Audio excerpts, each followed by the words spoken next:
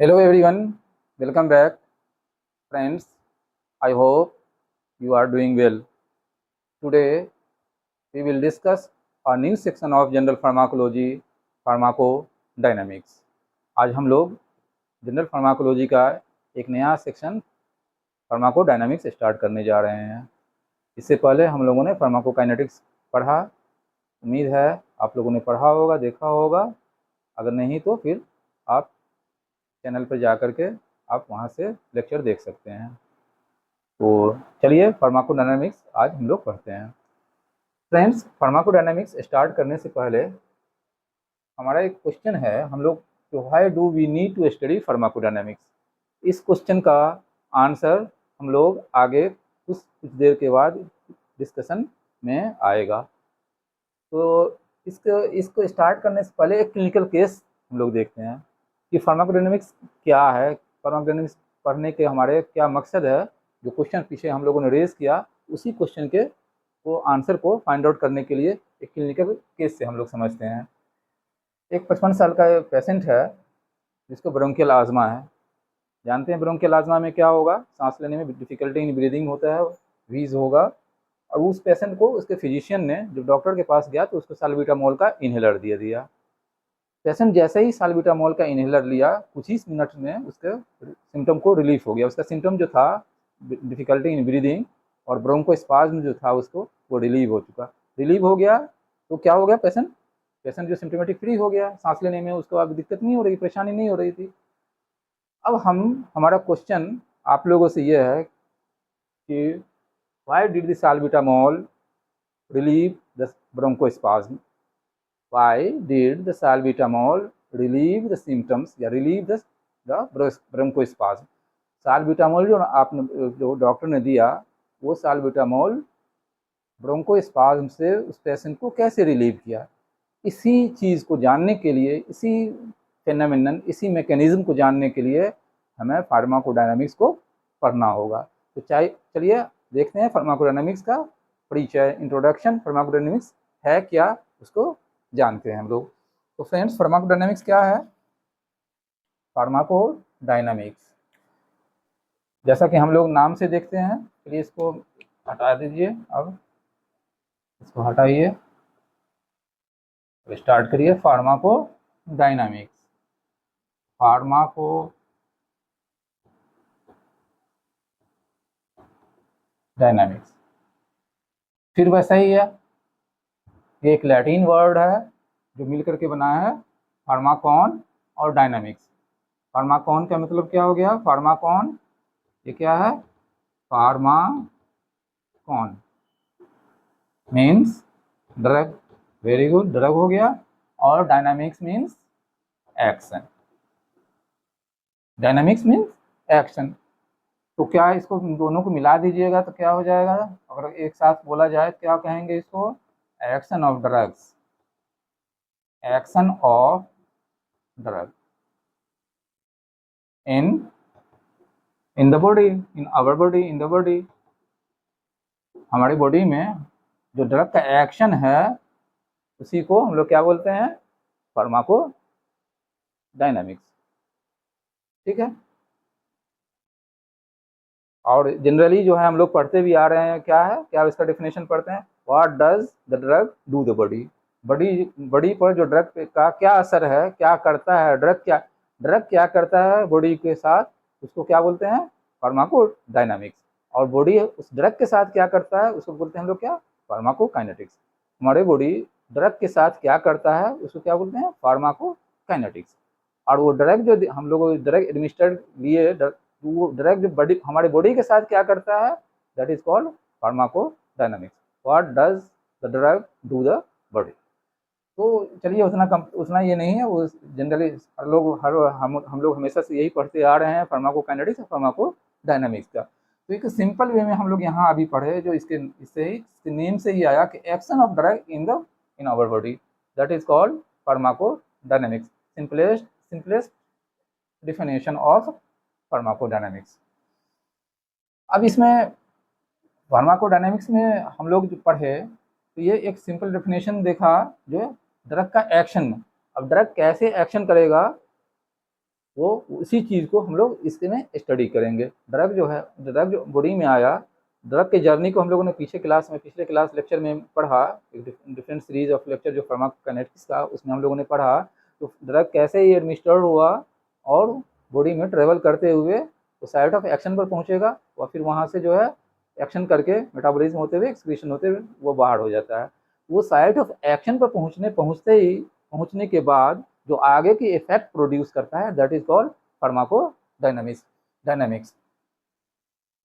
जो आगे हम लोग मैकेनिज्म में देखेंगे जो कैसे वो साइट ऑफ एक्शन पर पहुंचने के बाद वो इफेक्ट, जनरल ड्रग का इफेक्ट कैसे होता है, एक इफेक्ट को हम लोग देखेंगे, वो मैकेनिज्म में हम लोग पढ़ने जा रहे हैं, पढ़ेंगे। तो अभी एक ठीक इंट्रोडक्शन के बाद हम लोग जानते हैं कि पर्पस क्या है, क्यों पढ़ना चाहिए हमें, हमारे इसके पर्पस उद्देश्य क्या है, वाई डू, वही इसी क्वेश्चन का जो हम लोगों ने पीछे क्वेश्चन रेज किया था, हमारे क्वेश्चन जो था तो हमारे क्यों पढ़ना चाहिए, फार्माकोडायनामिक्स को पढ़ने की क्या ज़रूरत है, तो उसी को पर्पस के रूप में हम लोग जान देते हैं। पर्पस क्या है,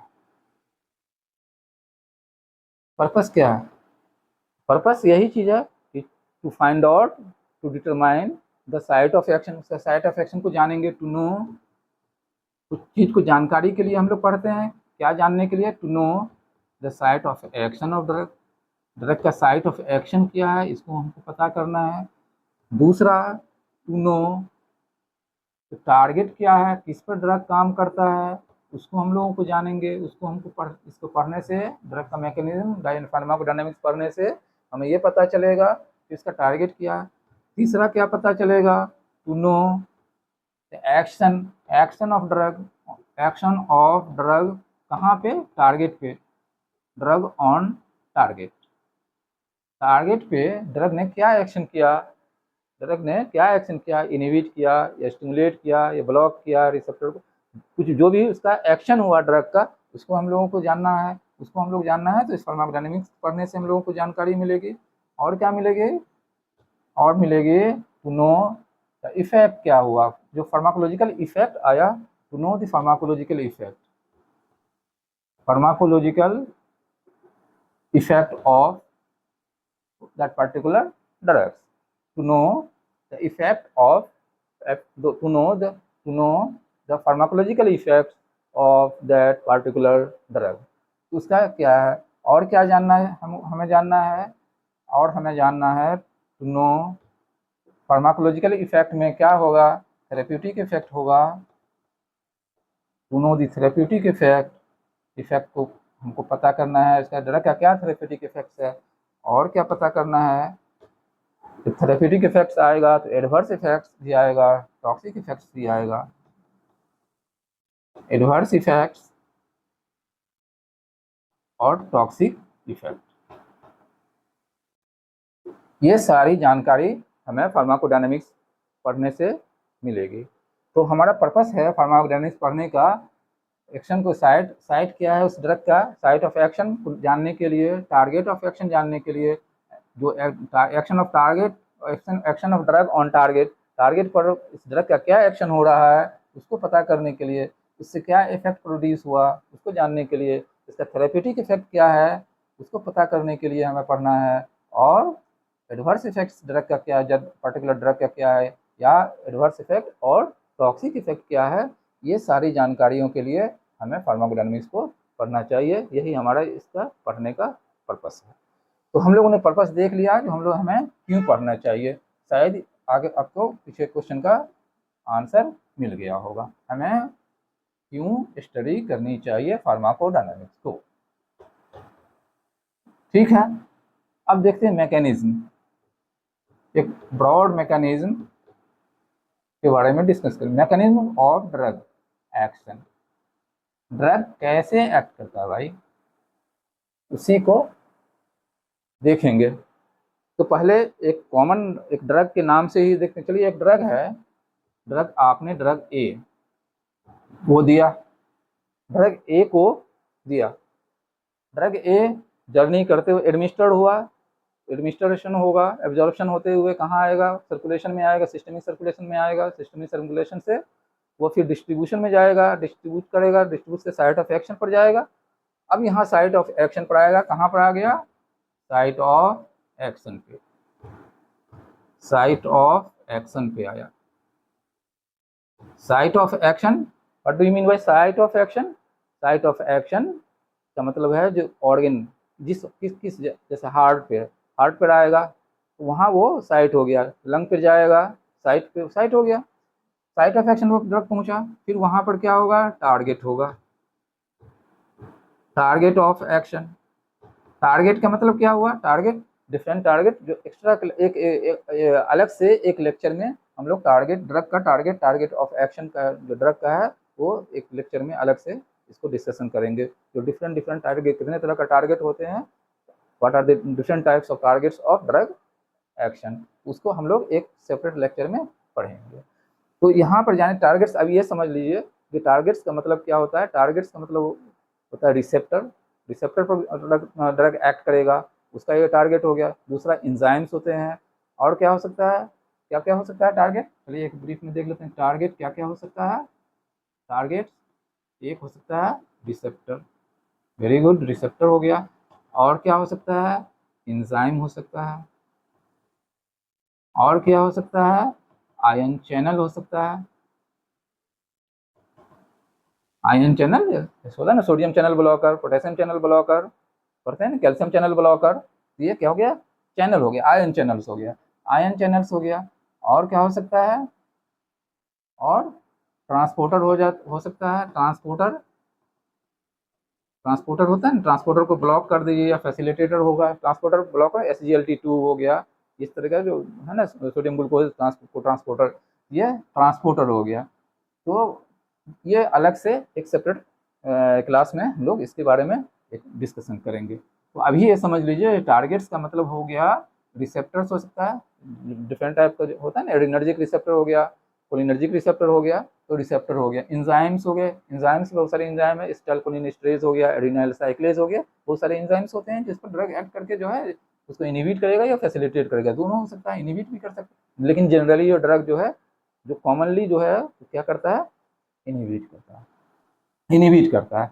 फिर आयन चैनल्स के बारे में हम लोग अभी हम लोगों ने देखा। आयन चैनल्स को जो एक्शन में क्या हो सकता है उसका एक्शन, एक्शन क्या हो सकता है आयन चैनल्स को? या तो सोडियम चैनल ब्लॉकर है, ब्लॉक जनरली ब्लॉक ही करता है, लेकिन कुछ फैसिलिटेटर ओपनर भी होता है, पोटेशियम चैनल ओपनर भी होता है। तो ये हो गया आयन चैनल। आयन चैनल में sodium channel, potassium channel, calcium channel, different different channels होते हैं, चैनल्स हो गए। और ट्रांसपोर्टर हो गया, जो ट्रांसपोर्टर अभी हम लोगों ने बात किया, जो बहुत सारे ट्रांसपोर्टर है जो जो कैरियर मीडिएटेड होते हैं, क्या होता है? सोडियम ग्लूकोज ट्रांसपोर्टर हो गया। और क्या ट्रांसपोर्टर होता है? और ट्रांसपोर्टर सोडियम ग्लूकोज ट्रांसपोर्टर हो गया। और हो गया जो आपका जो जितने भी जो न्यूरो ट्रांसमीटर जो होते हैं, जो एसिटाइलकोलिन रीअपटेक या सीरोटोनिन रीअपटेक ट्रांसपोर्टर, ये सारे ट्रांसपोर्टर जो है कैरियर मीडिएटेड प्रोटीन होते हैं। तो ये सारे इस पर ये क्या हो गया? ये ड्रग के टारगेट्स हो गए। टारगेट्स के बाद क्या होगा? ड्रग एक्शन देगा, एक्शन होगा। एक्शन किसका? Action of drug on target, on target. इसका मतलब क्या हुआ? एक्शन का मतलब क्या हो गया? एक्शन का मतलब जो अभी हम लोगों ने डिस्कशन किया था, ये रिसेप्टर को क्या करेगा? रिसेप्टर को ब्लॉक करेगा, जनरली ब्लॉक ही करता है। जो एंटागोनिस्ट या ब्लॉक करेगा या स्टिमुलेट करेगा, रिसेप्टर को दोनों चीज़ों से कर सकता है। जो एगोनिस्ट होगा, जो आगे हम लोग पढ़ेंगे, एगोनिस्ट होगा तो क्या करेगा? स्टिमुलेट करेगा। एंटागोनिस्ट होगा तो रिसेप्टर को क्या कर देगा? ब्लॉक कर देगा। इंजाइम में भी अभी हम लोगों ने देखा, इंजाइम को इनहिबिट कर देगा, इनहिबिट कर देगा इंजाइम को। आयन चैनल्स को ब्लॉक कर देगा, ओपन भी कर सकता है। जो कुछ ब्लॉकर ओपनर कम होते हैं, ब्लॉकर ज़्यादा होते हैं। और ट्रांसपोर्टर को क्या करेगा? ब्लॉक कर देगा या फैसिलिटेट भी कर सकता है। तो ये सारे जो है एक्शन हो गया, एक्शन हो गया, action of drug on target हो गया। उसके बाद क्या होगा? जब एक्शन हो जाएगा तो क्या आएगा? फार्माकोलॉजिकल इफेक्ट्स आएगा। फार्माकोलॉजिकल इफेक्ट्स आएगा। क्या आएगा? फार्माकोलॉजिकल इफेक्ट्स आएगा। फार्माकोलॉजिकल इफेक्ट्स आएगा। उसके बाद क्या होगा? फार्माकोलॉजिकल इफेक्ट्स कुछ हम चाह रहे हैं, कुछ हम नहीं चाह रहे हैं, मतलब डिजायर्ड होगा, डिसाइड होगा। मतलब क्या हो गया? जिस चीज़ के लिए हम दे रहे हैं, अब ये साल्ब्यूटामोल दे रहे हैं ब्रोंको स्पाज्म को खत्म करने के लिए, या मतलब ब्रोंको डायलेटेशन के लिए दे रहे हैं, ये क्या हो गया? ये डिजायर्ड इफेक्ट हो गया। इसके लिए हम लोग जिसके लिए हम जिस डिजीज जिस सिम्टम के लिए जिस डिजीज के लिए उसको ड्रग दिया दैट इज हमारा डिजायर्ड है, हम चाह रहे थे, वांटेड इफेक्ट हो गया। डिजायर्ड बोलिए या वांटेड इफेक्ट हो रही है, जिसको हम जिस चीज को हम लोग चाह रहे थे, जिस लिए उसको ड्रग दिए, वांटेड हो गया, इसको हम लोग क्या बोलेंगे, थेराप्यूटिक इफेक्ट। थेराप्यूटिक इफेक्ट हो गया, ये आपका क्या हो गया, थेराप्यूटिक इफेक्ट। कुछ अनडिजायर्ड इफेक्ट भी होंगे, क्योंकि ड्रग जो है लोकलाइज्ड तो नहीं है, वही उसके और अदर रिसेप्टर भी होते हैं, अदर साइट ऑफ एक्शन भी होगा, अदर साइट पर भी जाकर के काम करेगा, वो सेलेक्टिव तो नहीं होगा जो उसी पर जाकर के काम करेगा, तो उस दूसरे साइट पर दूसरे जगह पर काम करने उसके वजह से जो कुछ इफेक्ट प्रोड्यूस होगा जिसको हम लोग नहीं चाह रहे थे, हम लोग नहीं चाह रहे थे उसको बोलेंगे अनडिजायर्ड इफेक्ट। अनडिजायर्ड इफेक्ट और अनवांटेड इफेक्ट। अनवांटेड इफेक्ट इसको हम लोग अपने ड्रग के अपने इसमें भाषा में क्या बोलेंगे, इसमें फार्माकोलॉजी में एडवर्स इफेक्ट, एडवर्स इफेक्ट बोलेंगे।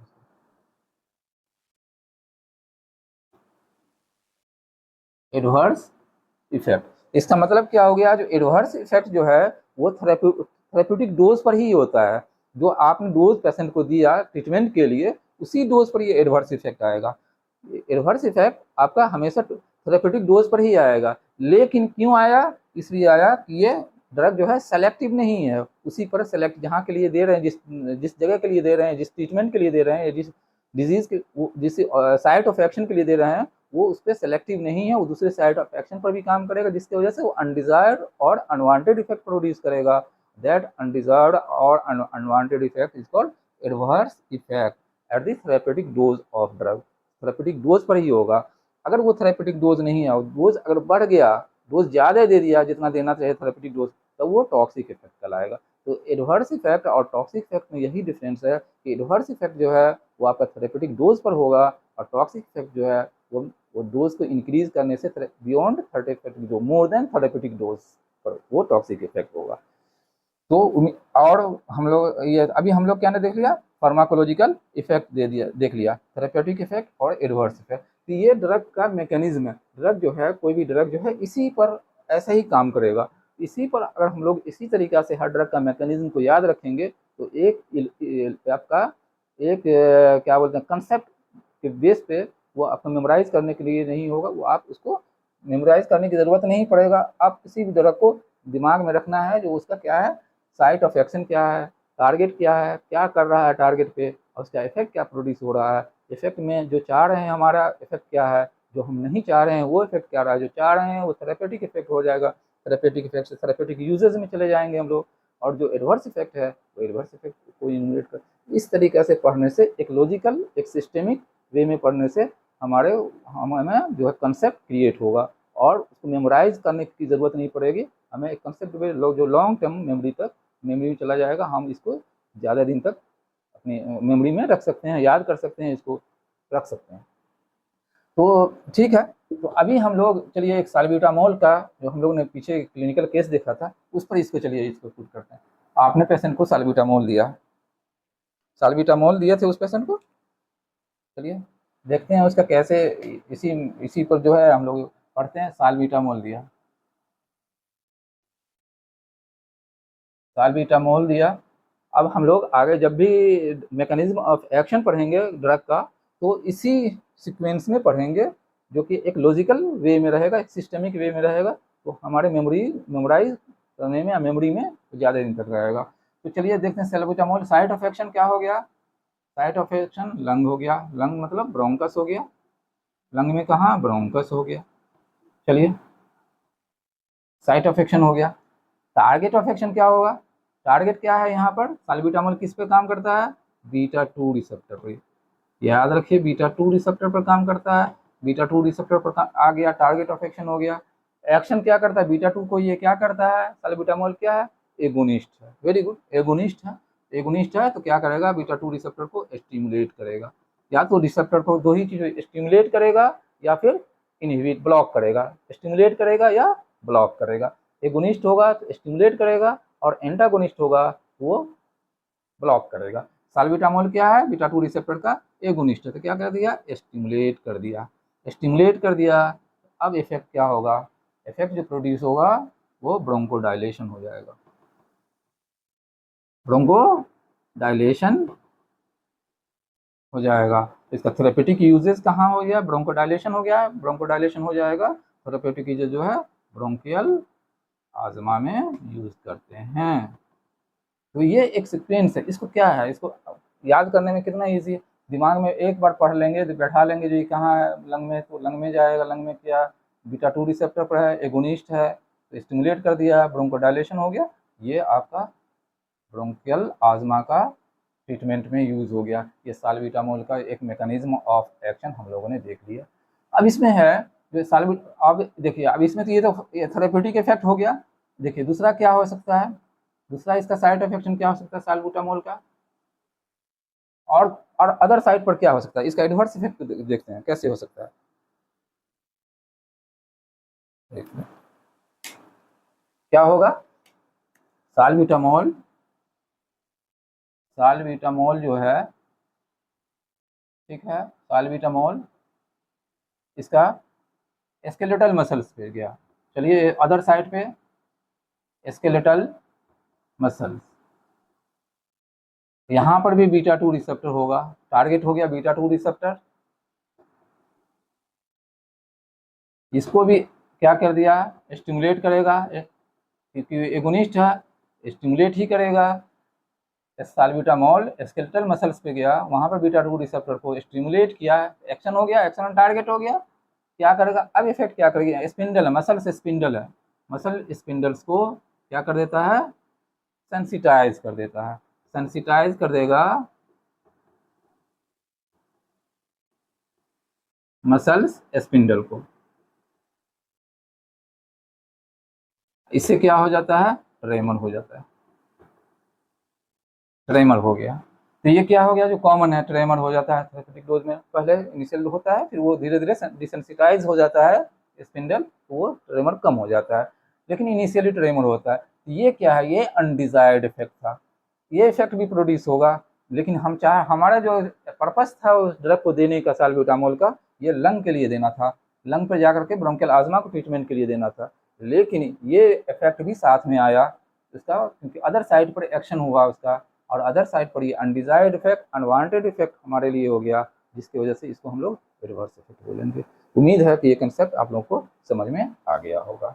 इसी मैकेनिज्म के, इसी बेसिस पे और इसी फ्लो चार्ट में हम लोग आगे ड्रग जो पढ़ेंगे इसका मैकेनिज्म ऑफ एक्शन पढ़ते चलेंगे। चलिए अब लास्ट में हम लोग देखते हैं जो इसका एप्लीकेशन क्या है, क्लिनिकल एप्लीकेशन क्या होगा। मैकेनिज्म ऑफ ड्रग का देख लिया, एक जनरल देख लिया, अब देखते हैं जो इसका क्या क्लिनिकल एप्लीकेशन क्या है। क्लिनिकल एप्लीकेशन बोलिए, क्लिनिकल सिग्निफिकेंस बोलिए, या क्लिनिकल यूजेस बोलिए, सब एक ही चीज़ है। क्लिनिकल एप्लीकेशन, हर चीज़ पढ़ने का उसका एक एप्लीकेशन होता है, अप्लाइड। अब अप्लाइड हम लोग क्लिनिकल है, डॉक्टर है, तो ये ड्रग पढ़ने का ये तो नहीं है जो हम पढ़ करके जो है जाएंगे, हमारा ये एप्लीकेशन करेंगे, इसको पढ़ने का हमारा क्लिनिकल में कहाँ यूज़ होगा, that is called clinical application. Clinically इसको हम कहाँ यूज़ करेंगे, हमारे यूज़ कैसे है क्लिनिकली, उसी को जानेंगे कैसे है। तो ये क्या होगा, रिस्पॉन्स जानने के लिए भाई, ड्रग का रिस्पॉन्स पेशेंट को दिए तो क्या हुआ, कैसा रिस्पॉन्स है, रिस्पॉन्स में क्या सब हो सकता है, जो हम लोगों ने देखा इफेक्ट में, ड्रग देंगे तो ड्रग का रिस्पॉन्स आएगा, रिस्पॉन्स दो तरह का भी हो सकता, दो तरह का होगा। थेरेपेटिक डोज की बात कर रहे हैं हम लोग, क्योंकि पेशेंट को ट्रीटमेंट के लिए थेरेपेटिक डोज पर ही देंगे, ज़्यादा डोज पर नहीं देंगे, टॉक्सिक डोज तो देंगे नहीं पेशेंट को, तो थेरेपेटिक डोज देंगे, तो थेरेपेटिक डोज पे दो रिस्पॉन्स आएगा, क्या आएगा, एक आएगा थेरेपेटिक रिस्पॉन्स। तो थेरेपेटिक रिस्पॉन्स को हमको पढ़ने में हमारे हेल्प कर ये किया, इसको हम, इससे हम ये जान लिए थेरेपेटिक रिस्पॉन्स और एडवर्स इफेक्ट, जो हम लोग अभी ऊपर ने देखा था, जो मैकेनिज्म में कैसे वो इफेक्ट, फार्माकोलॉजिकल इफेक्ट में दो इफेक्ट आता है, वही थेरेपेटिक रिस्पॉन्स हो गया। रिस्पॉन्स दो तरह का रिस्पॉन्स आएगा, जो एक हम लोग डिजायर्ड रिस्पॉन्स देखेंगे, एक अनडिजायर्ड रिस्पॉन्स को हमारे क्लिनिकल यूजेस में इससे ड्रग को स्टडी करने से या फार्माकोडायनामिक्स के मैकेनिज्म को जानने से, फार्माकोडायनामिक्स को स्टडी करने से हमें ये मिलेगा। रिस्पॉन्स के बारे में हम जान लिए, उससे हमें पता चल जाएगा रिस्पॉन्स का, ड्रग का रिस्पॉन्स क्या है। दूसरा क्या होगा, दूसरा rational use, rational use of drug, rational use of drug, rational use of drug के बारे में पता चलेगा। क्या पता चलेगा rational use of drug? Rational का मतलब क्या होता है, जिस बीमारी के लिए जो ड्रग की ज़रूरत है उसका एक लॉजिकल रीज़न होना चाहिए। उसको हम ड्रग के एक मैकेनिज्म को पढ़ने से हमें यह पता चलेगा कि इस डिजीज़ में ये ड्रग का इफेक्ट, ये थेरेप्यूटिक इफेक्ट अच्छा है, इसका इफेक्ट आएगा।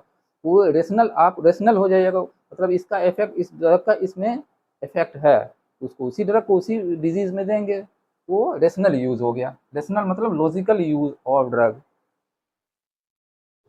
तीसरा क्या होगा, रिड्यूस टॉक्सिसिटी। देखना है 3R है, ट्रिपल आर से याद रखिए, रिड्यूस टॉक्सिसिटी।